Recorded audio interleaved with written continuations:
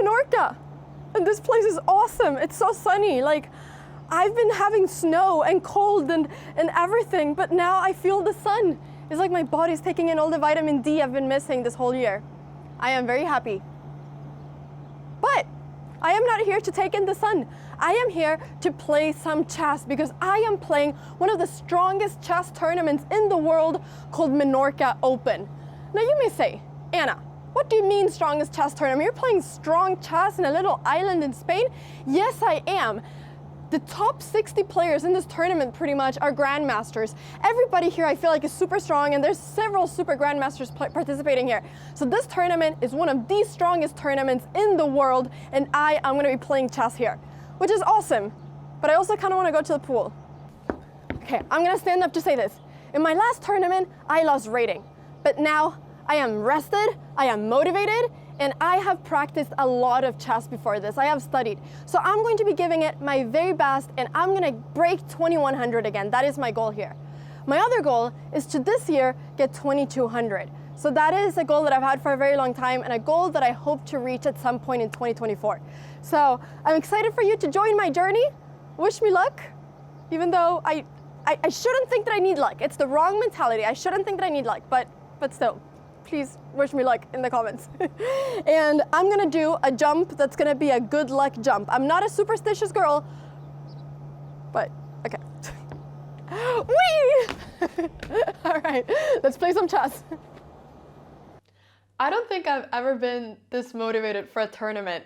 Today I played round 1 of Menorca Open, and I was facing Tong Xiao, a 2484 rated player that was also like 15 years old from China. Like, how are you almost 2500 at 15? Like, like this is insane. This kid was so good at chess. And actually it was really funny because the pairings, they came out like 45 minutes before the round started. But after that, they got changed twice before the game started. And so actually I was preparing with the black pieces because it said that I was gonna face this opponent with the black pieces, but 2 minutes before the round started, literally 2 minutes, they switched, and now it said that I had the white pieces. And this is the case for a lot of people. So everybody just played without any preparation in round number 1, which was really funny. This also made me feel like, you know what, Anna? You can play the stuff you typically play because he hasn't had any time to prepare against you. So I started my game playing d4, he played knight f6, c4, e6, and here actually I thought, okay, either I go knight up here and then he's going to play bishop b4 and it's going to be an IMSO Indian, or I bring my other knight up and then he cannot play this anymore and he needs to think a little bit. So I was having like, I need to say this because it's just, I think like such a good thing, but I was feeling so happy when the game started. Like, I felt like my mental was at a really good place for this game, and I was actually just thinking, I want to enjoy this chess game. I'm playing someone really strong, I just want to enjoy it. I don't need to, you know, feel an insane amount of pressure. I'm just going to enjoy it, and I think that actually made me enjoy this game so much. So he played b6, and the idea of this is that he just simply wants to put out his bishop here, and then kind of put some pressure on e4. So actually I played something that I've never really played before, and that is to play g3 in this position, and the idea is to go bishop g2 and just simply put the bishop on this diagonal. Now I've never played this before, but I have looked at these positions for previous preparations for previous tournaments. So this is a move that I was thinking maybe to surprise my opponent with at some point, and so I ended up doing that here. So he played bishop b4 check now, and I was thinking here for a little bit if I should get out my knight. I don't really want to go knight over here because then he takes and he's able to double my pawns. So instead I actually went bishop d2, and then now he went c5, which I thought was actually a little bit of a strange move when I saw it. If he goes something like this, then I'll just simply attack the bishop. So he went c5, and I was a little bit shocked when he played this, but I just thought, okay, I'll just simply take, and then go bishop g2, and then simply castle. And I was playing these moves quite quickly. I mean, this is move number 8. I've only spent 15 minutes so far. So far my time management wasn't that bad. And also my opponent was playing the moves at tempo. It was insane. I played a move and then bam, he was just playing a move immediately. And I just thought, you know, this kid is crazy. Like, he's playing so fast. But it also made me feel pretty happy because I felt like I was playing the best theory moves because he always knew what to reply. So he castled, and here I spent a little bit of time thinking because I wasn't sure exactly what my plan was. I felt like I wanted to play a3, which maybe I should do here. And now the idea is that if a5, actually now I can just simply take. So I think maybe I should have gone a3 over here, because if he takes on a3, then actually I can just go rook takes a3 and then get my knight up to c3, which is a better square for my knight. So actually I think I should have gone a3 here.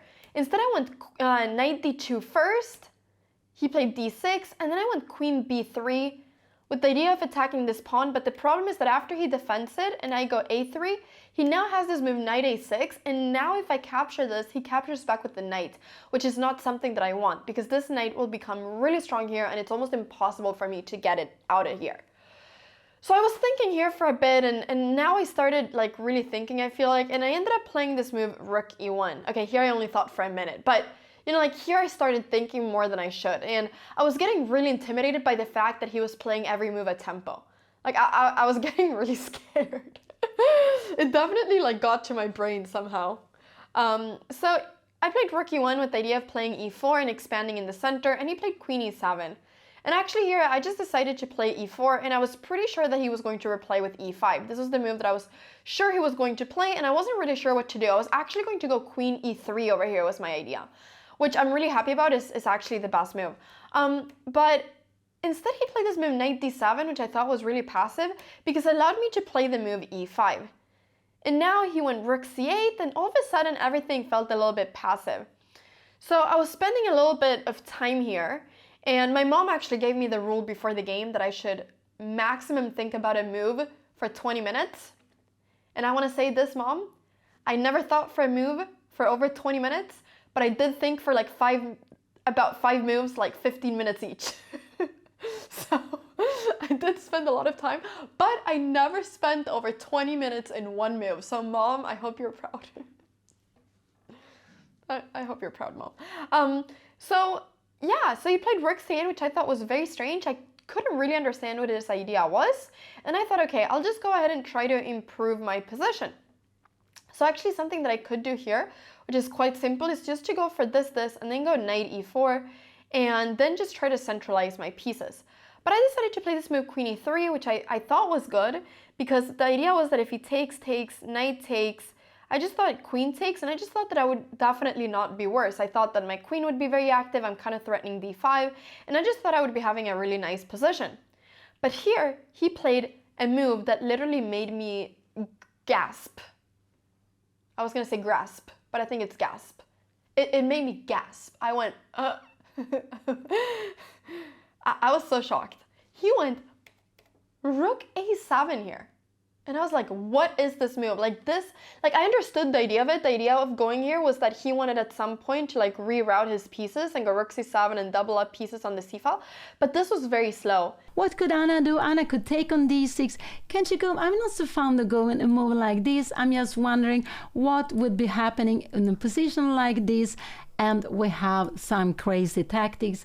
And now we see that this rook is very badly placed. The idea is if you take next move, we have this, and we have knight f5, and in the end we have this check, and there will be material, and not only material, this would be just winning the game. So let's go. This is very bad. So this is some tactics. And now I made the biggest mistake in the whole game. Not because what I did was a bad move, but my first thought when he went rook a7 was, okay, d5, bum. I just thought this just wins. Because I thought, okay, if he takes here, I mean, I have queen takes b6. Sorry. No, he doesn't. Sorry. Actually, what's funny is that first and foremost, that's what I thought that I had. Then I realized that the knight is here. Actually, during the game, really funny. No, I was actually looking at the line where basically if he takes here first, like if he would somehow exchange here, then I can go queen takes b6.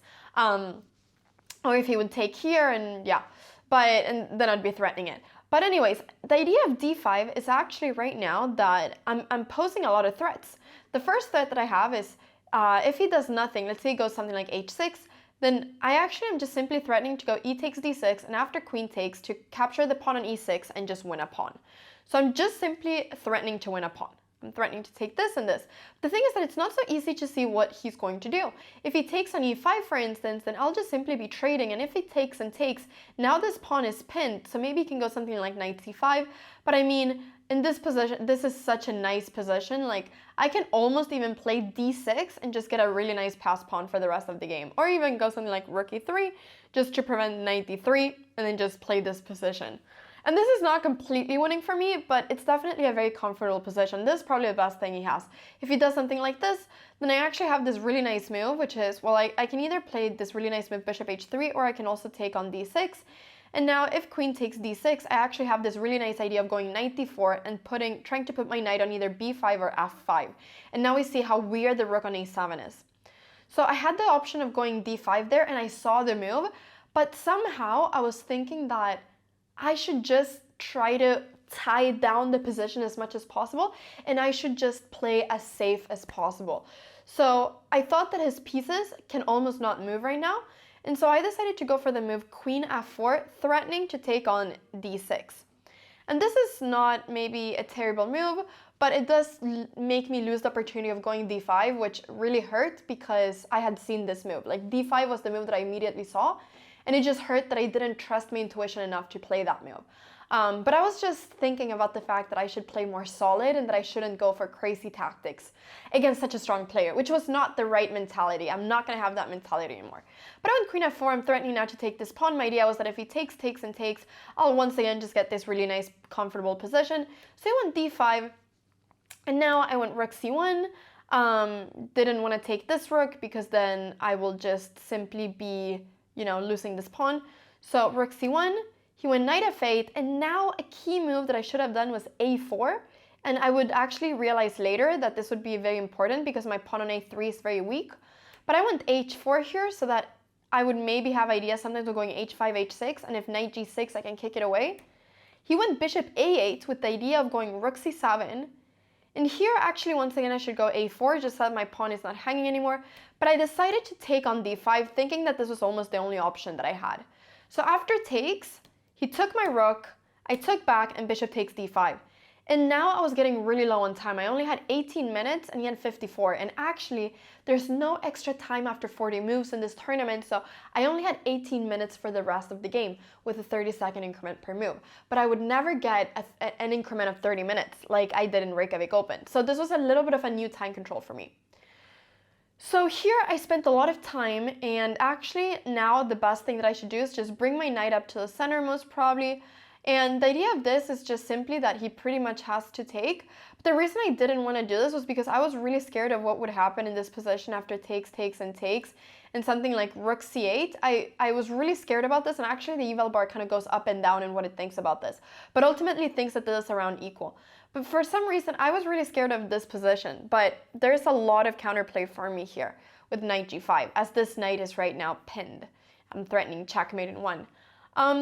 So this is what I should have done, but I decided to go knight g5, and this became slightly problematic. After takes, I took, he went rook c7, and now this became a little bit problematic because I wanted to bring this knight up to e4, but the problem is that he just simply goes h6, and now my knight doesn't have anywhere to go. So actually here, I should go rook b1 just to put some pressure on this pawn and to try to counterattack. And now if h6, I can bring this knight over here and I am in the game. If queen takes a3, well then I take this pawn and it doesn't matter. So this was definitely what I had to do. Rook b1 was definitely a missed chance here, and I actually didn't really think about it here. I went knight e4, and after h3, I thought knight h3, I thought this was fine, but I missed the idea that he has bishop takes knight. And now, if I take with the queen, my rook is hanging. If I take with the bishop, then this pawn is going to be hanging. So I realized that the best thing that I have is to take, and go queen takes, so that after queen takes a3, I have this move threatening the knight and threatening this pawn. And now, he went knight d5, which is a beautiful move, because after takes, he's just going to get these two really nice passed pawns. And I was really scared that if I take here, that he would have queen a1 check, and after something like king g2, that he would just simply be able to move out his knight and then just play against this pawn, and I couldn't see how to defend this position. So I ended up taking this pawn here. I only had a minute on the clock. I was stressing so much here. And this was definitely like the biggest issue, that I had thought way too much in this game. He played a4. I went knight f4. I had to get my knight into activity. He played queen e7, which I thought was very strange. I thought that he was going to go queen c1 check and then just push the pawn. But he got scared of me pushing this move, e6, and then getting some counterplay. He was very scared of this. He played a4. Now Anna needs to bring in her knight. Knight f4. This was not the best move. Knight f4 is very important. She needs to bring in her knight into activities to start to create something. And she played this immediately. She is planning to go e6. She's planning to go against the king. Knight f4. She needs to play with her pieces. And what is her opponent going to do? And if her opponent can go something like queen e7, but after queen a5, can he go a3? We might have some, I don't know, knight e3. What is happening? And we start playing with the d pawn. Anna is also having a pass pawn. Oh, this is so exciting. She played this beautiful. So he ended up going queen e7, and now I actually have a chance if I go queen a8. What is the idea of queen a8? Well, the idea is that I'm stopping this pawn from pushing, but I'm doing it from this side of the board. And actually, the idea is that if he ever now gets the queen over here, I will be able to go e6, and I'll be able to get some counter chances myself. So I thought that this was dead lost after b5. I thought that this position was just completely losing, but this is actually not as losing, as it seems.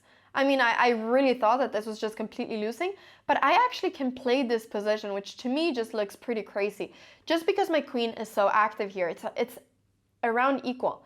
I didn't see that I had this move queen a8. Instead, I went queen c4, which I thought made sense to stop the pawn from pushing and opening up the square for the knight.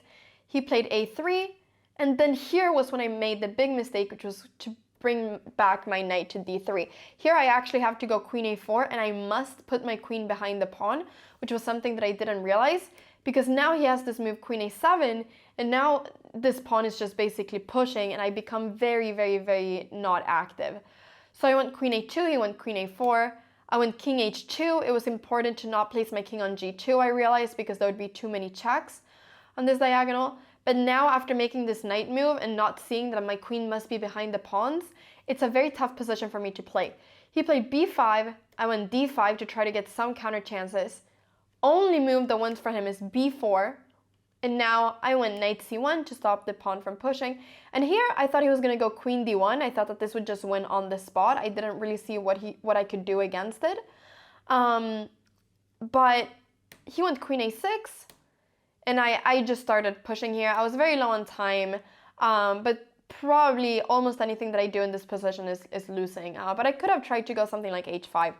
But I pushed queen c6, and now after a few moves of kind of rerouting, there was no way for me to stop this pawn.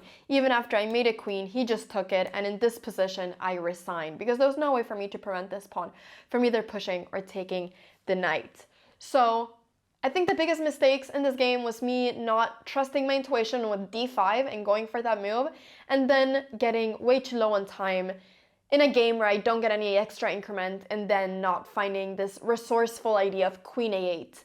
But overall, I'm actually quite happy with the game. I think that I played in quite a fighting way. I felt really good during the game too, which for me is the most important thing. And I felt like I was in good form, which I think is something that you can really feel. So even if I lost this game, I am not discouraged. I'm going to play my very best this tournament. I'm going to give it everything that I have. And there's not much more that I can do than that.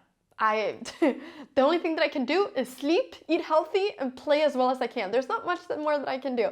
So if it doesn't go my way, it doesn't go my way, but that is what I'm going to do this tournament, and I'm really motivated for it, and I'm really excited to play more chess. Like, this game got me really excited. So I actually really quickly want to see what my performance rating in this game was. Game review, the chess.com game review is telling me that I played As a 2350 this game, you know what? I will take this. The chess.com coach is saying 2,350 as my performance rating, according to this game. So that makes me really happy. That makes me really happy. I think actually my opponent had a Grandmaster Norm as well. So obviously this kid is really good at chess, and I'm actually really happy that I got to play against such a strong player. Because you always learn lessons from these games, and it made me feel happy that I had a chance against such a strong player. So tomorrow I play round number 2. It's going to be at 10 a.m. in the morning. Early round. I'm a night owl. You know, we're going to see how this goes. There's 2 rounds tomorrow, actually. There's round 2 and 3. So we're getting lots of chess in one day, but I'm super excited for it. So wish me good luck for tomorrow's game, and I'll see you all in my next recap. Bye-bye. This is Menorca Open 2024.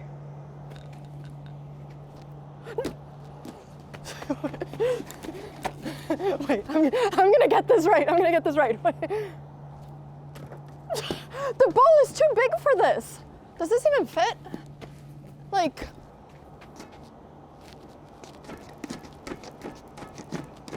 doesn't fit. It's rigged. Okay.